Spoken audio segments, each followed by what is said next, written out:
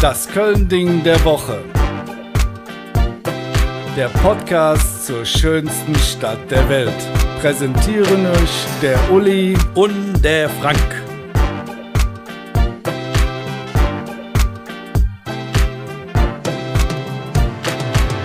Herzlich willkommen zum einzigen Podcast aus Köln, der so wertvoll und begehrenswert ist wie die Saint-Gaudens Double Eagle Münze. Davon gibt es nämlich nur noch eine einzige auf der ganzen Welt. Und ja, ich sag das mal so, wir vom Köln-Ding der Woche sind auch einzigartig, aber natürlich deutlich günstiger als die 18,8 Millionen Dollar für die Double Eagle Münze, denn uns jedet für lau. Aber im Gegensatz zum alten Spruch, was nix kostet, ist auch nix, liefern wir alle 14 Tage richtig guten Ohrenstoff. Und jetzt begrüßt mit mir Minge persönliche Heiermann und Krügerrand-Münze, der unglaubliche Uli. Mir gegenüber sitzt der Mann, der uns jede Woche sein Wohnzimmer als Studio zur Verfügung stellt. Um uns herum ein Renoir, ein Picasso und ein Leonardo da Vinci. Das reinste Kunstsammler-Event hier im Wohnzimmer der Mausbachs. Ihr könnt euch das gar nicht vorstellen, wie inspirierend das ist.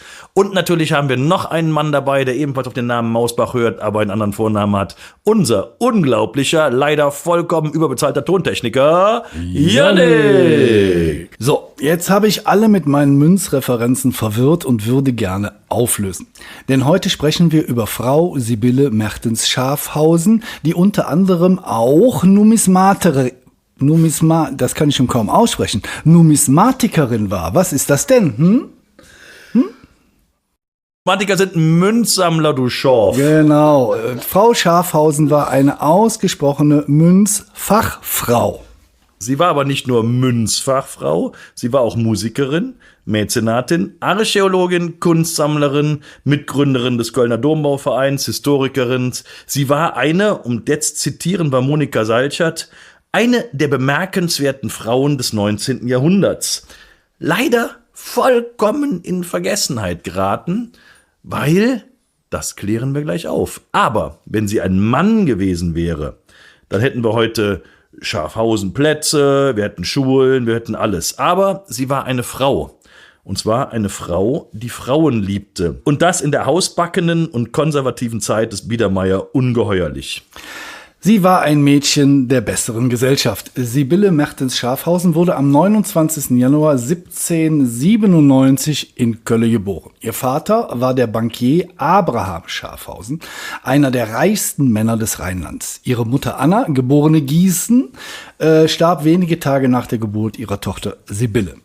Entsprechend der finanziellen Verhältnisse der Familie wurde sie als Mädchen der feinen Gesellschaft erzogen. Sie sprach neben Italienisch auch Französisch, wahrscheinlich auch ein bisschen Kölsch und spielte hervorragend Klavier. Alles Attribute, die ein Mädchen aus der besseren Gesellschaft auszeichnen. Und so teilte sie auch das Schicksal vieler junger Mädchen der damaligen Zeit. Sie wurde im Rahmen eines Ehearrangements im Alter von 19 Jahren mit dem fast doppelt so alten Bonner Kaufmann Ludwig Louis Mertens verheiratet. Der Louis, der war zwar eine gute Partie, aber ob da jetzt wirklich Liebe im Spiel war, also nicht ob, sondern es war tatsächlich keine Liebe im Spiel, das war Quatsch. Diese Ehe war arrangiert, Geld traf Geld, von der Liebe war keine Spur zu finden. Der war Geschäftsführer in der Bank des Vaters von der reichen Sibylle. Und diese feinsinnigen Interessen, die sie hatte, sowas mit der ganzen Kultur und Historie, das war nicht seine Welt, der war halt Banker. Zum Freundeskreis von Sibylle Mertens-Schafhausen gehörte aber Annette von Droste-Hülshoff, und jeder, der mal in der Schule war, hat wahrscheinlich die Judenbuche gelesen, und das ist die, genau diese Annette von Droste-Hülshoff ist das. Die gehörte zum Freundeskreis von der Sibylle, und der hat die Sibylle dann mal geschrieben, sie wäre in einer Höllenehe gefangen. Sibylle war vom ersten Tag an unglücklich. Trotzdem gingen aus dieser unglücklichen Ehe 6 Kinder hervor. Diese Kinder, die später noch eine sehr unrühmliche Rolle im Lebenswerk ihrer Mutter spielen sollten. Ja, trotz des allen Unglücks gab es auch ein Glück, denn Geld spielte absolut keine Rolle. Denn die Eheleute konnten sich dadurch gepflegt und den Schein wahrend aus dem Weg gehen. Offiziell wohnte man zwar zusammen, und zwar im repräsentativen Haus der Familie in der Trankias, jedoch verbrachte Sibylle zunehmend mehr Zeit in ihrer Villa in Bonn, in ihrer Wohnung in Rom oder in ihrer Sommerresidenz auf dem Petersberg. Ja, was ist denn da jetzt, Uli? Da Das ist schon ziemlich abgefahren. Also die hatte tatsächlich eine Sommerresidenz oben auf dem Petersberg. Das Ding ist dann 17 Mal umgebaut worden. Das ist heute das Steigenberger Grand Hotel. Sieht anders aus, ja. Aber da hatte sie ihre Sommerresidenz. Geld spielte keine Rolle. Zwei Dinge wären im Leben von Mertens Schafhausen undenkbar gewesen. Zum einen eine Scheidung und zum anderen ein Coming-out. Nochmal, wir sind im Anfang bis Mitte des 19. Jahrhunderts. Ein Coming-out als lesbische Frau, das ging einfach nicht. Es war ein absolutes No-Go. Ich würde mal genauso schlimm wie eine Ehe zu brechen. Ja, also, oder vielleicht sogar noch schlimmer. Ja, wahrscheinlich schlimmer. Eine Scheidung, ein Coming-out. Damit wäre die von ihren Freunden zur Rheingräfin gearbeiteten Sibylle gesellschaftlich absolut geächtet gewesen. Mit Adele Schopenhauer, der Schwester des Philosophen Arthur Schopenhauer, pflegte Mertens einen sehr, sehr engen Umgang. Die beiden waren ein Paar, was dem Gatten selbstverständlich nicht gefiel und er Adele Schopenhauer deshalb Hausverbot erteilte. Doch Sibylle war in Adele so sehr verliebt, dass sie in ihrem Tagebuch notierte: Stürbe sie, so spreng ich jetzt in den Rhein, denn ich könnte nicht ohne sie bestehen. Um den gesellschaftlichen Konventionen allerdings zu entsprechen, waren die gegenseitigen Besuche und das Leben unter einem Dach immer als Pflege getarnt. Sobald eine der beiden erkrankte, was regelmäßig vorkam, logischerweise, zog die jeweils andere dann zu ihr und pflegte sie. Aber es war wahrscheinlich wirklich die einzige Möglichkeit, wie diese beiden Frauen zusammen sein konnten in dieser Biedermeier-Gesellschaft. Das ging nicht anders und dann wurde halt eine Krankheit vorgetäuscht, die andere pflegte und die Frauen konnten dann zusammen sein. Es gab sogar zwischendurch einmal eine Entfremdung und man hat sich wohl 7 Jahre, hatte man kaum Kontakt. Allerdings fanden die beiden Frauen wieder zueinander, denn die Liebe ist ja stärker als alles andere. Schopenhauer zog in die Bonner Villa von Sibylle Mertens Schafhausen und lebte dort bis zu ihrem Tode im Jahr 1849. Sibylle Mertens Schafhausen selber war ganz groß im Thema Musik, Kunst und Denkmalschutz. Sie hat in ihrer Villa in Bonn, da war auch genug Platz, Konzerte veranstaltet und sie hat auch dafür gesorgt, dass für ein Beethoven-Denkmal gesorgt wird. Sie förderte den Kölner Dom und hat auch dafür gesorgt, dass der Rolandsbogen wieder aufgebaut wird. Die Frau war auch sehr sozial eingestellt. Als 1835 in Genua eine Cholera-Epidemie ausbrach, hat sie die Kranken gepflegt. Und das hat ihr anscheinend selber auch was gebracht, denn in ihrem Tagebuch steht: Ich bin an diesem ungeheuren Elend geistig gesundet, erkannte sie. Im Jahr 1842 verstarb ihr Mann und Sibylle Mertens Schafhausen lebte länger in Genua und in Rom und entdeckte 1846 ein Fragment der Fasti Capitolini, das heute in dem Vatikanischen Museum aufbewahrt wird. Nachdem ihr Mann bereits 1842 verstorben war, bestanden die 6 gemeinsamen Kinder darauf, sofort ihr Erbanteil ausgezahlt zu bekommen. Den Kindern war sowohl ihr Lebenswandel, aber auch ihre Aussage, dass ihre Sammlungen und Münzen und Kunst nach ihrem Tod in Museen zur Verfügung gestellt werden sollten, ein Dorn im Auge. So wurde Sibylle Mertens Schafhausen gezwungen, große Teile ihres Vermögens zu veräußern, um die Erben auszuzahlen. Sie verstarb am 22. Oktober 1857 in Rom. Dort wurde sie auf dem Campo Santo Teutonico, dem Friedhof der Deutschen, neben dem Petersdom in Rom bestattet. Man kann heute noch übrigens ihre Grabtafel dort sehen. Das Schlimme allerdings ist, und jetzt wird es wirklich dramatisch, die Kinder haben die gezwungen, ihren großen Wertgegenstände zu verkaufen, damit sie an ihr Erbe rankamen.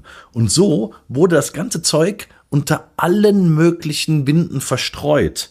Darunter war ihre wertvolle Bibliothek, Möbel, 1800 Gemmen, das sind besondere Schmuck- oder Edelsteine, 50 Statuen aus Bronze.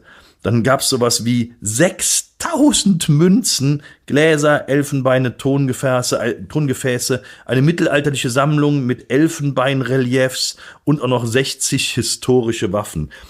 Das muss man sich mal vorstellen. Diese Frau hatte ein komplettes Museum zusammengesammelt und weil das den Kindern missfiel, haben die dafür gesorgt, dass die Erinnerung an sie ausgelöscht worden ist. Und das ist absolut ungeheuerlich. Ja, das Erbe einer selbstbestimmten Frau, die den Konventionen in der damaligen Zeit wirklich trotzte, wurde in alle Winde verstreut. Ganz im Interesse ihrer Nachkommen, die alle Erinnerungen an ihre Mutter auslöschen wollten. Wie gut, dass Sibylle Mertens-Schafhausen bereits zu Lebzeiten ihre gesamte Korrespondenz der Bibliothek der Bonner Universität vermacht hat. Und jetzt ist es natürlich eine späte, posthume Genugtuung, dass, ehrlich gesagt zum Verdruss der Erben, die intimen Briefe und Tagebuchanträge heute noch erhalten sind und eingesehen werden können von den Historikern. Und das ist von entscheidender Bedeutung. Sie ist nicht ausgelöscht. Ich habe noch eine letzte Frage. Warum hat diese Frau keine Straße, wie du am Anfang schon gesagt hast? Ist der Name vielleicht zu lang? Oder steckt da vielleicht System hinter? Wir haben in Köln circa 6000 Straßen. Summa summarum. Ne? Davon ist circa 1/3 nach Personen benannt. Was schätzt ihr denn, also ihr beide, wie viele Straßen davon sind nach Frauen benannt? Und wie viel nach Männern? 6.000 insgesamt, davon 1/3 sind 2.000. Von diesen 2.000, wie viele sind davon nach Frauen benannt worden? Was schätzt ihr? 20%. Es sind 10%. Das ist ungeheuerlich. Ja. Das ist wirklich ungeheuerlich. Also, weil ich verstehe das aber. Sibylle Mertens-Schafhausen hat keine Straße in Köln, obwohl es jede Menge Gründe dafür gibt. Kultur, Kunst, Queerfrau, Mitbegründerin des Dombauvereins, also was denn noch? Ja. Es ist völlig unverständlich. In dem Zusammenhang hört vielleicht noch mal in unsere Folge vom Rathaus rein. Da ging es um die Rathausfiguren, wo von 124 Figuren ursprünglich auch nur 5 Frauen sein sollten. Die Folge findet ihr bei uns in der ganzen Podcast-Historie. Vielen Dank fürs Zuhören. Bleibt uns gewogen, macht's euch wohl und genießt den beginnenden Sommer. Wir grüßen euch das Köln-Ding der Woche, der Frank, der vollkommen überbezahlte Tontechniker Yannick und der Uli. Tschüss. Das war die neueste Folge vom Köln-Ding der Woche und ich hoffe, es hat euch gefallen. Wenn ja, folgt uns auf Instagram und Facebook und auf TikTok, da sind wir unter das Köln-Ding zu finden. Auch auf Podigy sind wir natürlich zu finden, weil es da unseren Podcast gibt. Und auf Spotify, Apple, RTL Plus, überall da, wo es Podcasts gibt.